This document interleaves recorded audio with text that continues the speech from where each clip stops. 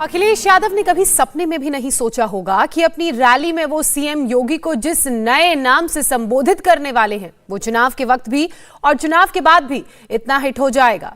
योगी आदित्यनाथ को अखिलेश ने बाबा बुलडोजर का नाम दिया था और अपने उसी उपनाम को सीएम योगी ने बखूबी चरितार्थ कर दिखाया है। योगी आदित्यनाथ ने गुंडों और बाहुबलियों के बाद अब बिल्डर माफिया के खिलाफ बुलडोजर चलाना शुरू कर दिया है।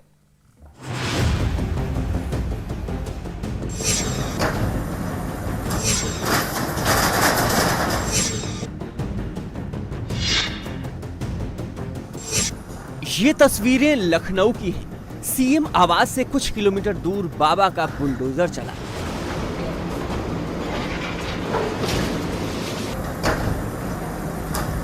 हजरतगंज जैसे पॉश और महंगे इलाके में नजूल की जमीन पर कब्जा करके बनाई गई बिल्डिंग को गिरा दिया गया।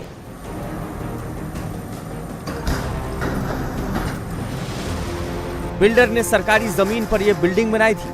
लखनऊ डेवलपमेंट अथॉरिटी की टीम पुलिस की सुरक्षा में बुलडोजर लेकर आई और इस इमारत को गिरा दिया। बिल्डर ने इस बिल्डिंग के ज्यादातर फ्लैट्स बेच दिए थे। याजदान बिल्डर के मालिक फाहद और शायम हैं। ये दोनों भाई पहले बीएसपी से जुड़े थे और फिर जब अखिलेश यादव की सरकार बनी तो समाजवादी पार्टी के साथ हो गए। इन दोनों भाइयों ने नजूल की जमीन पर कब्जा करके 6 मंजिला बिल्डिंग बनाई। 60 फ्लैट्स बनाकर सारे फ्लैट्स बेच दिए, लेकिन इस बिल्डिंग पर योगी सरकार का बुलडोजर चल गया। पूरा ये रिहायशी इलाका है हजरतगंज का, जिसको कि लखनऊ का काफ़ी पॉश इलाका माना जाता है। लेकिन सबसे बड़ा सवाल ये उठता है कि 6 साल से ये बिल्डिंग बन रही थी और 6 साल से लखनऊ विकास प्राधिकरण के जो संबंधित अधिकारी हैं, कंसर्न अधिकारी हैं, आखिर वो क्या कर रहे थे, उनकी क्या जिम्मेदारी थी। 6 साल से एक नजूल की ज़मीन पर निर्माण होता है तो निश्चित तौर पर इसके पीछे जिम्मेदार बायर्स हैं या फिर एलडीए के वो अधिकारी जो पैसे लेकर के नजूल की ज़मीन पर इतना बड़ा निर्माण हो रहा था और किसी को कानों कान इसकी खबर नहीं हुई। हालांकि बिल्डर का कहना है कि उसकी अपील हाईकोर्ट में पेंडिंग है। प्रशासन एक तरफा कार्रवाई कर रही है। बिल्डर के वकील आसिफ रिजवी ने कहा कि प्रशासन ने उन्हें अपना पक्ष रखने का मौका तक नहीं दिया और बिल्डिंग गिरा दी। जब हमारी कोई अपील ऑलरेडी फाइल है तो आप उसको कैसे जो है लॉ के खिलाफ जाके काम कर सकते हैं और उसको तोड़ सकते हैं। अगर ये कहते हैं कि हमारी अपील नहीं फाइल है तो ये पूरी इसकी कॉपी है, ये उसकी रिसीविंग्स है, ये सब चीज़ें मैं आपको दिखा रहा हूँ। और अगर वो भी मैं मान लेता हूँ कि वो उसको इन्होंने अगर ये कह देते हैं कि साहब मैंने उसको शासन से खारिज करा दिया तो उसके पास भी 30 दिन का टाइम होता है। आप हमें 30 दिन हमें नोटिस देके और हमें बताएंगे कि हम ये करने जा रहे हैं, वो भी फॉलो नहीं है। अब सवाल ये है कि उन लोगों का क्या होगा जिन्होंने अपनी जिंदगी की सारी जमा पूंजी इस बिल्डिंग में फ्लैट खरीदने में लगा दी। जिन लोगों ने फ्लैट्स खरीदे हैं वो दिन भर टकटकी लगाए अपने फ्लैट्स पर बुलडोजर चलता हुआ देखते रह गए।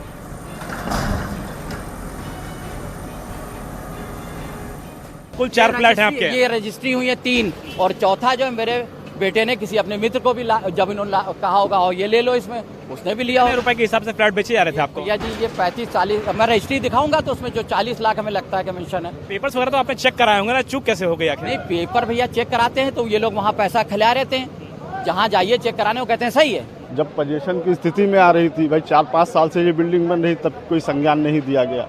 भाई शासन प्रशासन की भी कहीं तक जिम्मेदारी बनती है कि इतनी बड़ी अगर बिल्डिंग बन रही है तो अधिकारी तब तो पैसा अधिकारी लेते रहे और बिल्डिंग बनती रही। अब हम गरीब कहाँ जाएं?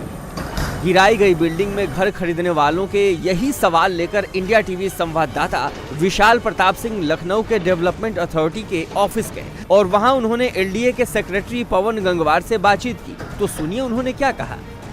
बेसिकली आवंटियों के हित संरक्षण के लिए रेरा एप्रोप्रिएट फोरम है और आप सभी आवंटी अपना रेरा में अपनी एप्लीकेशन फाइल करते हुए अपना अनुतोष ले सकते हैं और वही एक विधिक तरीका है जिसके माध्यम से आवंटियों को राहत मिल सकती है।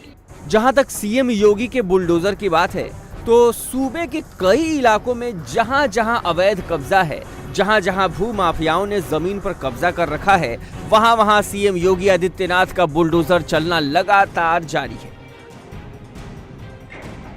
चाहे प्रयागराज में अतीक अहमद के पुश्तैनी घर पर बुलडोजर चलने की बात हो, चाहे बात रामपुर में एसपी सरकार में कब्रिस्तान के नाम पर बनवाई गई बाउंड्री पर बुलडोजर चलने की बात हो, बलरामपुर में समाजवादी पार्टी के पूर्व एमएलए आरिफ अनवर की 6 करोड़ की अवैध प्रॉपर्टी को अटैच करने का मामला हो या फिर गाजीपुर में शिक्षा माफिया महेंद्र कुशवाहा की अवैध संपत्ति जब्त करने की बात हो, सीएम योगी के अफसर और बुलडोजर 24 घंटे काम पर हैं और गुंडों माफियाओं की कमर तोड़ने में कोई कसर नहीं छोड़ रहे। इतना ही नहीं, योगी के खौफ से सूबे के अपराधी भी सरेंडर करने लगे हैं।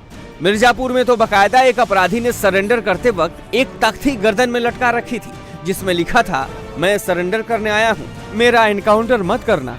अपराधियों में खौफ होना चाहिए, तभी शरीफ इंसान चैन से रह सकते हैं, तभी दुनिया भर के इन्वेस्टर सूबे में पैसे लगा सकते हैं। और ये बात योगी आदित्यनाथ को बखूबी पता है, क्योंकि अगर यूपी को नंबर 1 स्टेट बनाना है तो रोजगार, शिक्षा और आर्थिक तरक्की के उपाय करने होंगे और इसके लिए बदमाशों और माफियाओं का उपाय करने में योगी कोई कसर नहीं छोड़ रहे। इंडिया टीवी हर वक्त हर जगह डाउनलोड करने के लिए सर्च करें India TV news Google play store या ऐप स्टोर पर।